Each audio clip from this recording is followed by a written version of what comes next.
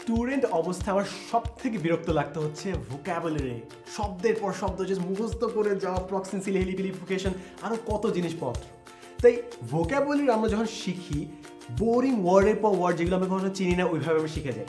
তো এক্ষেত্রে যদি আপনার খুব বিরক্ত লাগে তাহলে আপনি আরেকটা টেকনিক অ্যাপ্লাই করতে পারেন, সেটা হচ্ছে পৃথিবীর কোনো ইন্টারন্যাশনাল স্ট্যান্ডার্ড একজন রাইটারকে সিলেক্ট করেন, তারপর তার একটা খাট্টা মোট্টা বই স্টোরি রিলেটেড চুজ করেন। ফর এক্সাম্পল আমার ক্ষেত্রে আমি দস্তয়েভস্কি ক্রাইম অ্যান্ড পানিশমেন্ট পড়ছি, এতে এক একটা শব্দ একদম পুরো দাঁত ভাঙ্গা, কিন্তু পড়তে পড়তে যখন আমি কোনো শব্দ আটকে যাই আমি এটার ট্রান্সলেশনটা, সিনোনিমটা আমি উপরে লিখে রাখি।